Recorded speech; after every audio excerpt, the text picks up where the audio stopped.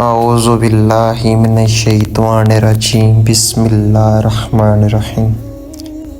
تمام اہل اسلام کو دل سے خوش آمدید۔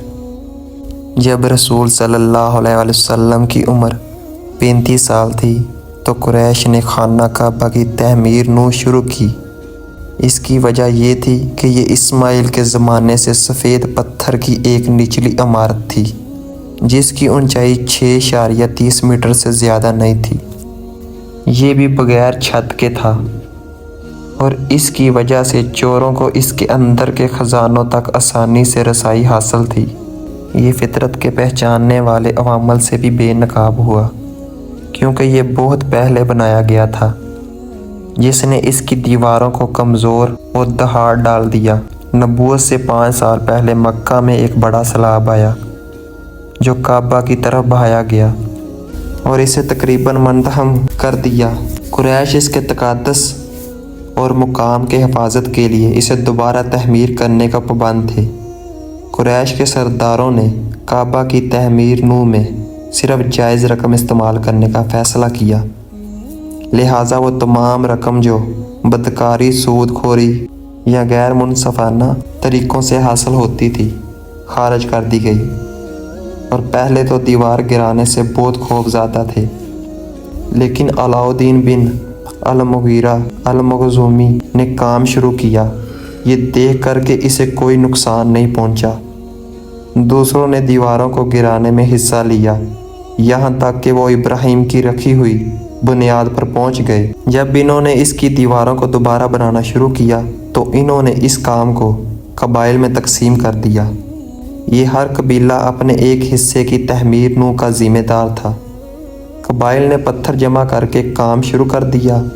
پتھر رکھنے والا ایک آدمی رومی معمر تھا جس کا نام باقم تھا۔ کام اہم آہنگی سے چلتا رہا یہاں تک کہ ہجرہ سود کے اس کی صحیح جگہ پر رکھنے کا وقت آ گیا۔ پھر سرداروں کے درمیان جھگڑا شروع ہو گیا اور 4 یا 5 دن تک جاری رہا۔ ہر ایک پتھر کو اپنے مقام پر رکھنے کے اعزاز کے لیے لڑ رہا تھا۔ خنجیر کھینچے جانے کے مقام پر تھے اور بڑی خون ریزی قریب آ رہی تھی۔ خوش قسمتی سے سرداروں میں سب سے بوڑھے ابو امیہ بن مغیرہ المخزومی نے ایک تجویز پیش کی جسے سب نے قبول کر لیا۔ اس نے کہا اسے جو سب سے پہلے حرم میں داخل ہوتا ہے اس بات کا فیصلہ کرے۔ پھر اللہ کی مرضی تھی کہ رسول صلی اللہ علیہ وسلم سب سے پہلے مسجد میں داخل ہو، اسے دیکھ کر جائے۔ واقعہ پر موجود تمام لوگ اپنی آواز سے پکار اٹھے، الامین ساکہ آ گیا، ہم اس کے فیصلے پر راضی ہیں۔ پر سکون اور محمد صلی اللہ علیہ وسلم نے کمیشن حاصل کیا اور فوری طور پر مصالحت کا فیصلہ کیا جو ان سب کو صلاح کرنے کے لیے تھا۔ اس نے ایک چادر منگوائی جسے اس نے زمین پر پھیلا دیا اور اس کے بیچ میں پتھر رکھ دیا۔ اس کے بعد اس نے اپنے درمیان موجود مختلف قبیلوں کے نمائندوں سے کہا کہ سب مل کر اس پتھر کو اٹھا لیں۔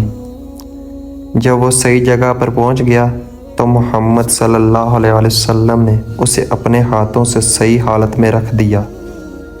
اس طرح رسول صلی اللہ علیہ وسلم کی حکمت سے ایک انتہائی کشیدہ صورتحال میں نرمی ہوئی اور ایک سنگین خطرہ ٹل گیا۔ خانہ کعبہ کی تعمیر اور ہجرہ سود سے متعلق تنازعہ کو حل کرنے میں نبی کریم صلی اللہ علیہ وسلم کے کردار کے بارے میں اس دلچسپ کہانی کو شیئر کرنے کے لیے آپ کا شکریہ۔ یہ اس کی دانش مندی، سفارتکاری اور مختلف گروہوں کو ایک مشترکہ مقصد کے تحت متحد کرنے کی صلاحیت کو اجاگر کرتا ہے۔ اتحاد اور احترام کی اہمیت۔ ابتدائی تنازعہ قبائل کے درمیان مقابلہ کی وجہ سے پیدا ہوا۔ نبی کریم صلی اللہ علیہ وسلم نے مسئلہ کو حل کرتے وقت سب کے لیے احتیاط اور احترام پر زور دیا۔ یہ پیغام آج کی دنیا میں مضبوطی سے گونجتا ہے جہاں اختلافات کے درمیان تعاون اور فہم تفہیم کو فروغ دینے میں بہت ضروری ہے۔ حکومت کے ذریعے حل تلاش کرنا۔ تنازعات کو بڑھانے کے بجائے نبی کریم صلی اللہ علیہ وسلم نے ایک تخلیقی حل تجویز کیا جس میں تمام فرقے شامل تھے۔ یہ نقطہ نظر پر امن، تنازعات کے حل اور مشترکہ بنیاد تلاش کرنے کی طاقت کو ظاہر کرتا ہے۔ لوگوں نے حضرت محمد صلی اللہ علیہ وسلم کی امانت اور قیادت کی شہرت کی وجہ سے انہیں آسانی سے ثالث کے طور پر قبول کر لیا۔ یہ اعتماد پیدا کرنے اور دیانتداری کے ساتھ رہنمائی کرنے کی اہمیت کو اجاگر کرتا ہے۔ یہ کہانی نبی کریم صلی اللہ علیہ وسلم کے امن قائم کرنے والے کے حکمت اور ہمدردی کے ساتھ پیچیدہ حالات میں تشریح لے جانے کی ان کی صلاحیت کی ایک قیمتی یاد دہانی کے طور پر کام کرتی ہے۔ یہ اتحاد اور احترام اور پرامن ذرائع سے حل تلاش کرنے کے لازم الاقدار پر بھی زور دیتا ہے۔ کیا آپ کہانی کے کسی خاص پہلو یا اس کی اہمیت پر مزید تفصیل سے بات کرنا چاہیں گے؟ مجھے مزید معلومات فراہم کرنے یا اس کے اٹھائے گئے موضوعات کے بارے میں گہری بات چیت میں مشغول ہونے میں خوشی ہے۔